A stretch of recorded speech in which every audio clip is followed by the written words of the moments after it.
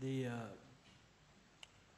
we work through the same command and control structure of the company, command and through the platoon command into the teams. So we had, in fact, something like initially 24 teams. This is before. What we did was we built a concept and we trained certain person, which was actually something like 24 teams per battalion. Now this was controlled initially. These teams were controlled by the company commander. We had a particular company commander to look at this team. This was initially. But as the concept caught up, it became a part and parcel of the infantry. It was not just these teams. So then we found it easy to work through the chain of command that existed, that was battalion command, company, and platoon. Which means also that the sub-unit commanders, the platoon commanders, down the chain of command, would have had to have the same sort of training. Yes, they had, but it was not the company commands. They had. But we had problems with the company commanders because some were already captains. We did train a few, but I would say just 50%, not even 50%, actually trained to become small groups. The others became small groups. So, as I said, the tendency is to try to look for the perfect infantryman. Now, always we try to develop something like or emulate special operations. Now, when you look at the guerrilla, he offsets all this with his knowledge of the ground and his freedom of action. He decides when to fight and when not to fight. It is these things, actually more than training. Now let us, towards the latter part of the campaign, I think, we encountered some LTT cadres who were 20-day trained. And even towards the latter part of it, it was much less. So, and some of them, there was those elite units that were good. Imran Pandyam and all, when they were at their peak, yes, they were very good units. But basically, I think we could have managed it all, and we did manage it all. Have I answered? Yes, Professor Gunnar.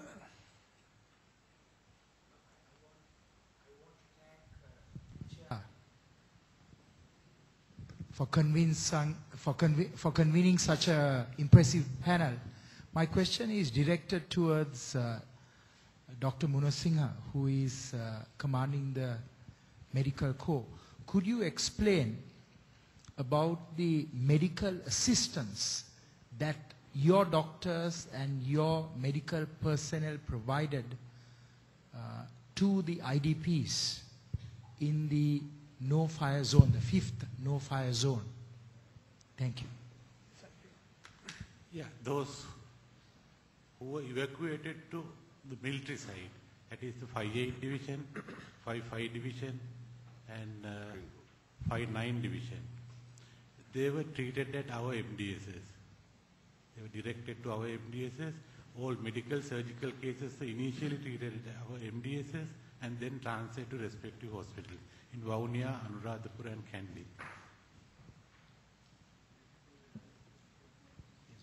I understand that the quality of the degree of medical assistance that you provided to the IDPs, it was the same quality of medical assistance you provided to your own soldiers. Is that correct? Yes, very correct. They were treated in the same MDS. Some of the patients were lying on the bed next to the soldier. We didn't separate them. They were in the same cubicle, same building, same hut. There was no separation. And the same drugs were used for all. And critical patients were airlifted to base hospitals. But your role has not been adequately publicized. Yes, I agree with No, we do the job, but we don't advertise things.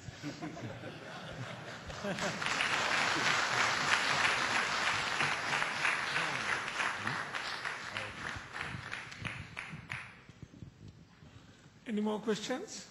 Yes, sir. Yes, sir. General Mehta? Okay, I would like to congratulate the senior officers for their presentations.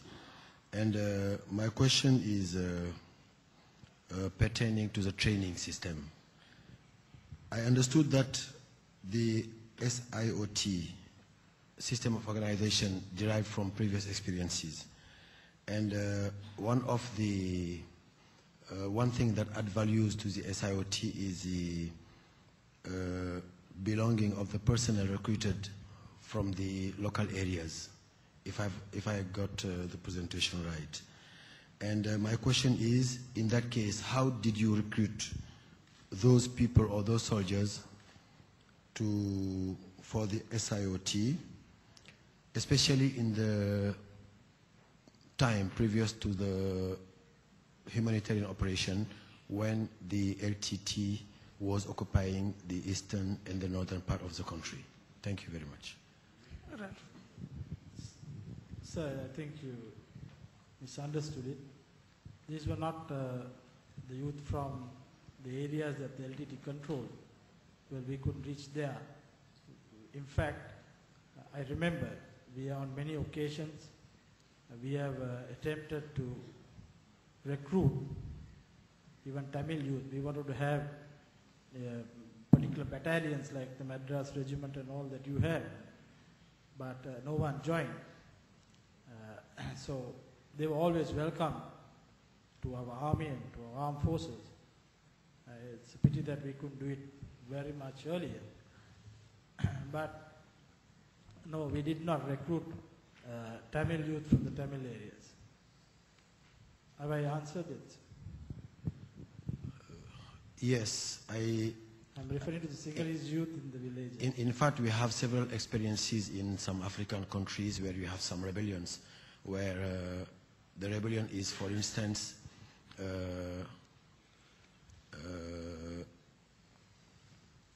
let's say when an ethnic group is created, for instance, a rebellion in a part of a country in Africa, and when we have to create, for instance, after a national recruitment of soldiers, we may have some soldiers from that ethnic group, for instance. It will be easier for us to integrate them in the kind of SIOTs for infantry. And it will be easier because of the knowledge they have on their villages or the area they are coming from, for them to be operating in small groups. So the question was just to know if it was just done because of the humanitarian operation you had to organize, or if it was just because they were already in the infantry in the case of a national recruitment. That's just what I wanted to understand. Well, so it's a doctrine now, and this was constructed after careful study of the previous conflicts, and this was going to be the means that we were going to fight, because we knew that the next fight was going to be, it had to take place, and when it took place we knew it was going to be very intense, and also we knew that it's going to be in a civilian environment. So that is why we decided on these concepts. General Mehta, you wanted to ask a question?